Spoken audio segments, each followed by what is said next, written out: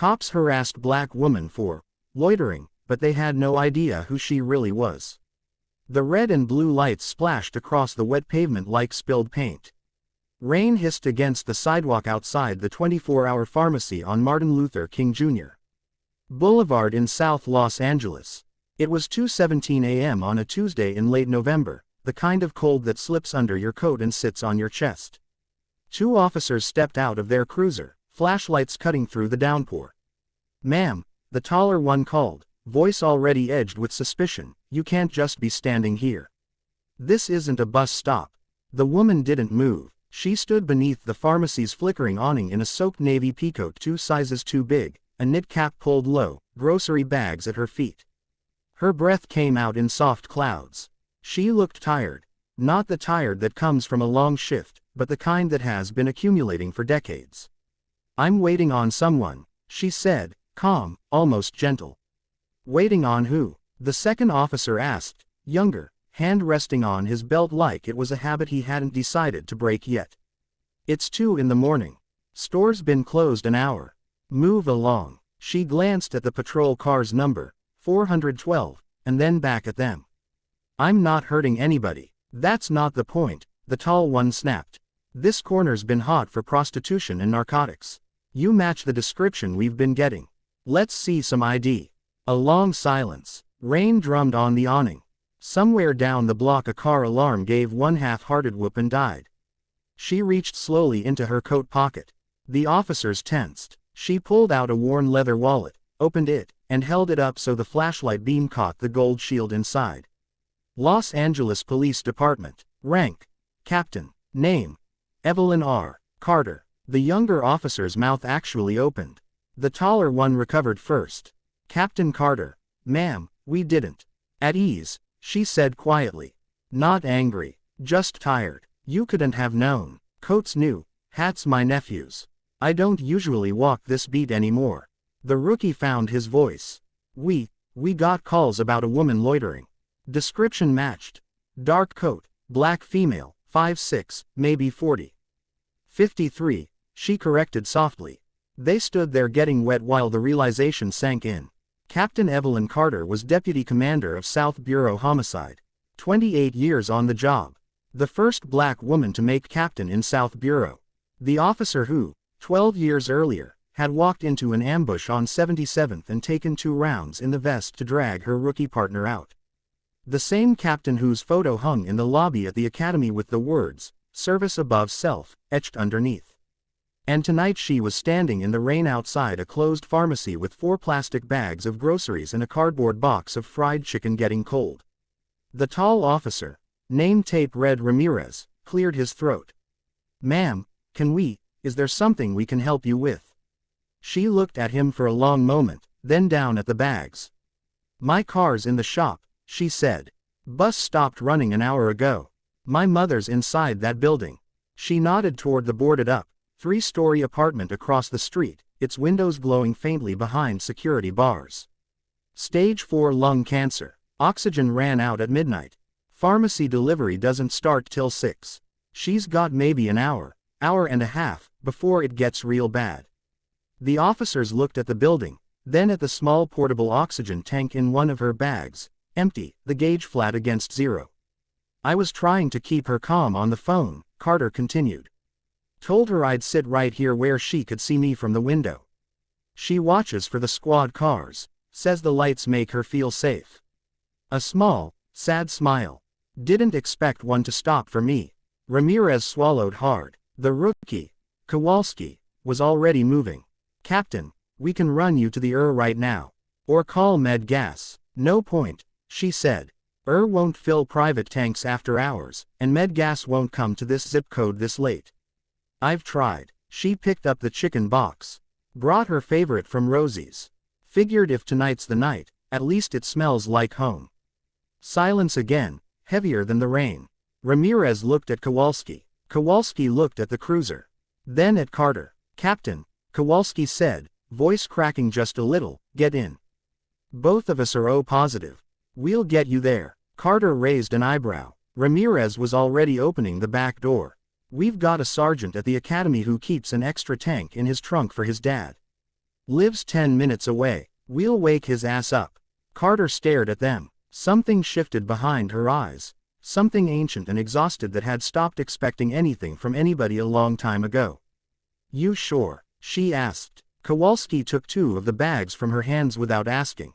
Yes, ma'am. They loaded her into the back of the cruiser like she was made of glass. Ramirez hit the lights. Not the full siren, just the wail muted low so it wouldn't scare Miss Lorraine up on the 3rd floor. Carter rolled the window down and waved toward the lit window. A frail hand appeared, waving back. As they pulled away from the curb, Carter leaned forward between the seats. Ramirez, she said, reading his name tape again. You got family, wife, 2 little girls. Kowalski, mom in Fresno. Dad passed last year. She nodded slowly. When this is over, whether it's tonight or next week, you 2 come find me at the bureau. We're gonna have coffee, and you're gonna tell your wives and your moms that sometimes the job gives some of it back. The sergeant with the spare tank met them in his driveway in slippers and a robe, cursing good-naturedly about rookies who can't read a clock. By 2:49 a.m. they were back at the apartment, Ramirez carrying the fresh tank like it was the World Cup. Carter led them up 3 flights of stairs that smelled like old grease and Lysol. Miss Lorraine was sitting up in a recliner by the window, oxygen mask already fogging with each breath, eyes bright when she saw her daughter walk in with 2 uniformed officers behind her. Evie, she rasped, voice like paper, you done brought the whole department for chicken. Carter knelt, hooked up the new tank, adjusted the flow. The hiss of clean oxygen filled the room. Something like that, Mama. Miss Lorraine looked at the officers, then at her daughter's wet eyes. Baby, she whispered, you still out there saving everybody but yourself. Carter rested her forehead against her mother's knee. Not tonight. Ramirez and Kowalski stood awkwardly near the door until Miss Lorraine beckoned them closer. Young men, she said, sit. Evie, don't let nobody eat cold chicken in my house. So they sat. 4 people in a cramped living room lit by 1 lamp and the glow of patrol lights still flashing silently outside the window. They passed around paper plates of Rosie's fried chicken and collards and cornbread that steamed in the cold air.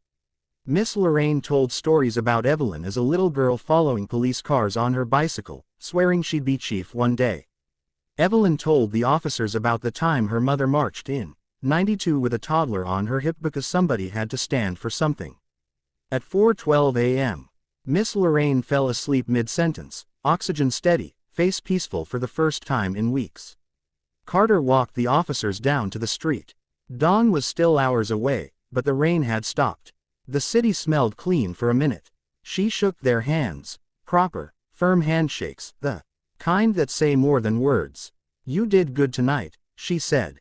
Ramirez shrugged, embarrassed. You remembered what the badge is supposed to mean, she cut in. Don't ever forget again. Kowalski hesitated. Captain, earlier, we were way out of line. Carter looked up at the lit window where her mother slept. No, she said softly. You were exactly where you were supposed to be. Sometimes the job looks like harassment until it gets the chance to look like humanity. She reached into her pocket, pulled out 2 business cards, wrote her personal cell on the back of each. Next time you're on this corner, she said, you slow down. You look up at that window. And you remember there's always somebody watching who still believes the lights mean help is coming. Then Captain Evelyn Carter, Deputy Commander, survivor of ambushes, legend in roll call, picked up her empty grocery bags, nodded once, and walked back up the stairs without looking behind her. Ramirez and Kowalski stood there a long time after she disappeared. Eventually Kowalski spoke, voice rough. We almost arrested a captain. Ramirez watched the 3rd floor light glow steady and sure. No, he said, we almost missed the chance to carry oxygen for an angel. They got back in the cruiser. Neither one turned the radio on for the rest of the shift. 3 weeks later, Miss Lorraine passed quietly in her sleep with Evelyn holding her hand and the hum of good oxygen in the background. At the funeral, half of South Bureau showed up in dress blues. Ramirez and Kowalski stood in the back, hats in hand, eyes red. Afterward, Captain Carter found them by the doors of the church. She hugged them both, hard, like family. Then she pinned something small in gold to each of their uniforms. Commendation bars. The kind that go on your chest and never come off. Engraved on the back of each. For remembering what the lights are for. Years from now, when people ask Ramirez, by then a sergeant himself, why he never wrote another loitering ticket on that corner, he'll just point to the faint scar on that little gold bar and say, because one night the city almost lost one of its best, and 2 cops got shown who she really was. And somewhere, on quiet nights when the rain falls soft and the lights flash red and blue across wet streets, Captain Evelyn Carter still walks her mother's block in an oversized coat, just to make sure the new kids remember too. Because some legends don't wear the uniform where you can see it. Sometimes they just stand under a broken awning at 2 a.m., waiting for help to arrive, never realizing they are the help the city has been waiting for all along.